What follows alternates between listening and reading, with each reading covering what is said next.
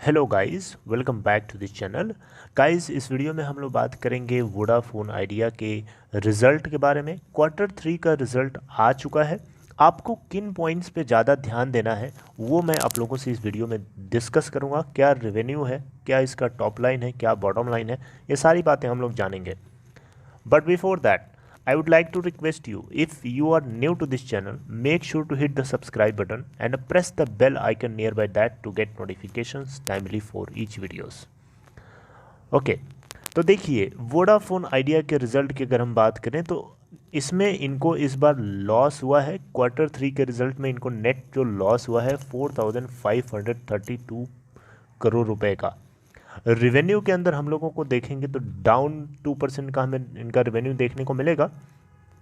अगर आप देखें यहाँ पे तो इस क्वार्टर में इनको लॉस हो गया, जो कि एक्सपेक्टेड नहीं था। राइट, एक्सपेक्टेशंस नहीं थी कि लॉस होगा, लेकिन लॉस हो गया है। मैंने आपको बताया था ना कि बहुत सारे और भी रीजंस होते हैं इंटरमीडिएटरी, तो उनमें से कुछ कारण की वजह से इनमें लॉस थोड़ा कम हुआ है, वरना आप ये मान के चलिए कि 2 से 2,500 करोड़ इनको और लॉस हो सकता था। वो 2 से 2,500 करोड़ रुपए लॉस कम क्यों हुआ है मैं आपको अभी एक्सप्लेन करूंगा यहाँ पे। अगर आप देखें तो दिसंबर 31 2020 को इनका जो अभी मतलब थर्ड क्वार्टर का जो नेट लॉस निकल के आ रहा है 4,532.4 करोड़ रुपए का है, जबकि आप दिसंबर 2019 के क्वार्टर में देखेंगे तो 6,421.4 करोड़ का इनको नेट लॉस हुआ था। सितंबर 2019 की मैं बात नहीं कर रहा हूँ, उसमें इस कंपनी को बहुत ज़्यादा लॉस हुआ था, 50,000 करोड़ के आसपास हुआ था। लेकिन दिसंबर 2019 में 6,421.4 करोड़ का हुआ था, उसके कंपेयर में इस बार थोड़ा सा लॉस कम है। तो ईयर ऑन ईयर बेसिस पे देखेंगे तो रिडक्शन हुआ है लॉस में। हालांकि आपको बताना चाहूँगा ये रिडक्शन किसी एक पर्टिकुलर कारण की वजह से हो, मैं आपसे भी कारण डिस्कस करूँगा। सितंबर क्वार्टर में अगर आप देखेंगे, यानी क्वार्टर 2 में, इसी करंट फिस्कल ईयर के सितंबर क्वार्टर में, सितंबर 2020 में, तो 7,218.5 करोड़ का इनको नेट लॉस हुआ था। राइट, अब अगर बात करें कि इसके अंदर ये लॉस के अंदर 2 से 2,500 करोड़ रुपए का लॉस और ज़्यादा क्यों हो सकता था, तो देखिए मैं मोटा मोटा बता रहा था, लेकिन एक्चुअली में देखा जाए तो इस बार कंपनी को ना वन टाइम गेन हुआ है, क्योंकि कंपनी ने अपने इंडस टावर के अंदर जो स्टेक थी इनकी, उसको इन्होंने सेल किया था। इसमें से इनको जो कंसिडरेशन मिला था वो लगभग 1,696.5 करोड़ रुपए का था। तो उसमें उसको इसमें ऐड कर दिया गया, जिसकी वजह से इनको लॉस थोड़ा कम हुआ है। राइट, अगर ये वन टाइम गेन ना होता तो इनको लॉस इतना और हो सकता था। कंसोलिडेटेड रेवेन्यू की बात करें ऑपरेशंस के जरिए, तो वो निकल के आता है 10,849.1 करोड़ का, जो कि 2.16% गिरावट है अगर हम उसको ईयर ऑन ईयर बेसिस पे कंपेयर करेंगे तो। क्योंकि दिसंबर 2019 में जो इनका नेट रिवेन्यू था 11,089.4 करोड़ का था, तो इस बार देख सकते हैं 10,849.1 करोड़, जो 2.16% डाउन है। ठीक है। हाँ, इसके अलावा अगर आप देखें तो क्वार्टर ऑन क्वार्टर बेसिस पे जो रेवेन्यू है इनका, उसमें हमें 1% की जंप देखने को मिल रही है। ठीक है, सितंबर क्वार्टर में इन्होंने रेवेन्यू पोस्ट किया था 10,791.2 करोड़ का। ठीक है, और यहाँ पे ऐसा इसलिए बताया गया है क्योंकि जो सब्सक्राइबर नंबर है बेसिकली, ठीक है, वो 4G की तरफ थोड़ा सा मूव हुआ है। राइट, तो इसके बैक या इसके आधार पर हम बोल सकते हैं कि इनके रेवेन्यू के अंदर थोड़ा सा हमें इंक्रीमेंट देखने को मिल रहा है क्वार्टर ऑन क्वार्टर बेसिस पे। अब बात करते हैं नेक्स्ट पॉइंट की, जो कि है EBITDA। आपको पता है, earning before interest taxes depreciation and amortisation, ये भी एक पैरामीटर होता है जिसको हम लोगों को ध्यान से देखना चाहिए। तो इस क्वार्टर के अंदर इनका जो EBITDA निकल के आता है 4,286.2 करोड़ का, जबकि आप लास्ट ईयर के सेम क्वार्टर से देखेंगे, यानी दिसंबर 2019 से, तो उसमें 4,152.4 करोड़ का था। तो EBITDA के अंदर हमें ग्रोथ देखने को मिल रही है, और इसके पीछे का कारण बताया गया है कि जो ओपेक्स सेविंग्स हैं कंपनी की, उसके अंदर इंक्रीज़ हुआ था, जिसके आधार पर हम बोल सकते हैं कि इनके रेवेन्यू के अंदर या इनके EBITDA के अंदर जो है हमें जंप देखने को मिली है।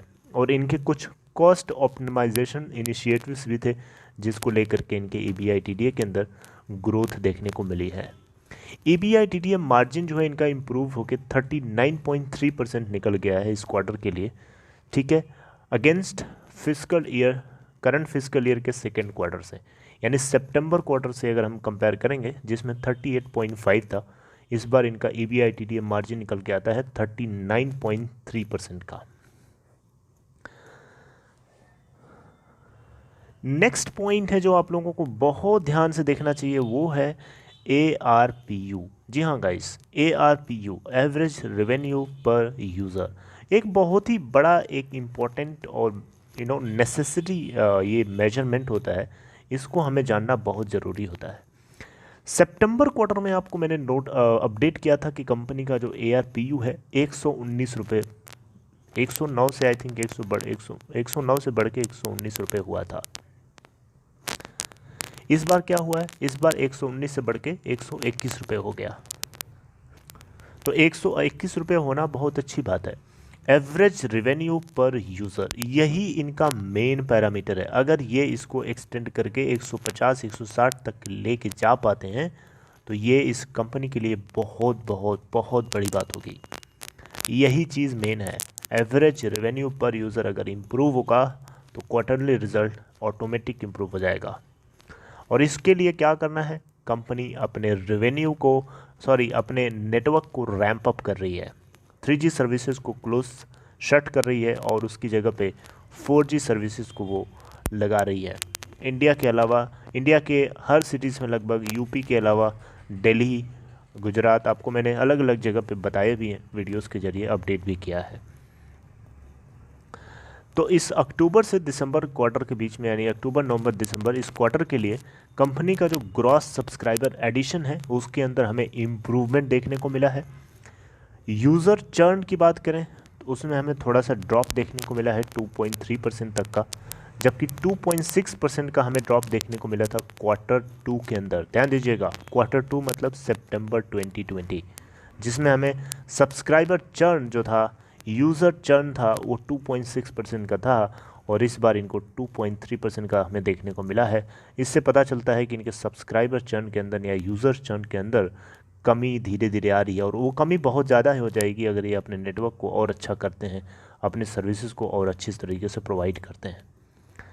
वोडाफोन आइडिया ने कहा कि कॉस्ट ऑप्टिमाइजेशन जो है अंडरवे है, ठीक है, और इनका जो टारगेट है कॉस्ट ऑप्टिमाइजेशन का वो 4000 करोड़ रुपए के है एनुअलाइज्ड ओपेक्स सेविंग्स, ठीक है, बाय दिसंबर 2021, ये कंपनी का कहना है, ठीक है। और अपने टारगेटेड ओपेक्स एफिशिएंसी का लगभग ये 50% जो है इस क्वार्टर में अचीव कर पाए हैं। तो बाकी और भी बहुत सारी बातें हैं, लेकिन मैं आप लोगों को सबका निचोड़ में बता देता हूँ। सबका कंक्लूजन यही है गाइस कि कंपनी अपने नेटवर्क को इम्प्रूव कर रही है, अपने सर्विसेज को बेटर से बेटर बनाने के लिए हर तरीके से कोशिश कर रही है। और इस बार इनको लॉस थोड़ा ज़्यादा, मतलब 2-2,500 1,000 या 1600 के आसपास करोड़ के आसपास इनको लॉस ज़्यादा हो सकता था, लेकिन नहीं हुआ। उसके पीछे कारण आपको बताया कि कंपनी ने अपने इंडस टावर के अंदर स्टेक सेल किया था, जिसको लेकर के कुछ इनको कंसिडरेशन रिसीव हुआ था, जिसकी वजह से इनका लॉस थोड़ा कम हुआ है। अब ऐसा नहीं है कि ये लॉस ही आगे आपको होने वाले हैं, ऐसा नहीं है। कंपनी अपने रेवेन्यू को बेटर से बेटर बनाने के लिए, एवरेज रेवेन्यू पर यूज़र को बढ़िया करने के लिए, बेस्ट करने के लिए कोशिश कर रही है। और फंड रेजिंग को लेकर के कंपनी के बोर्ड ऑफ डायरेक्टर्स ने भी अप्रूव किया है, जो कि 28 फरवरी तक आपको अपडेट किया था कि इसको एक्सटेंड किया गया है और ये फाइनलाइज होगा क्वार्टर 3 के डेटा को देखने के बाद, राइट। तो बहुत ही सेंसिटिव मैटर है, 28 फरवरी तक आपको वेट करना होगा और देखते हैं इसमें क्या है। अब मंडे के दिन मुझे लगता है कि ARPU के अंदर जो इम्प्रूवमेंट है ये अपने आप में बहुत बड़ी बात है, जिसको लेकर के बाजार सीरियसली पॉजिटिवली देखेगा। So this is all guys, I hope you liked it. If you liked it guys, please give a thumbs up, and if you are new to this channel, consider subscribing and hit the bell icon nearby that to get notifications timely. डीमिट या trading account अगर आपको open कराना है तो description box में देखें आपको एक लिंक मिलेगा, उसे क्लिक करिए और आप स्टॉक में अकाउंट ओपन करा सकते हैं। It's very simple process guys. See you next time, till then take care.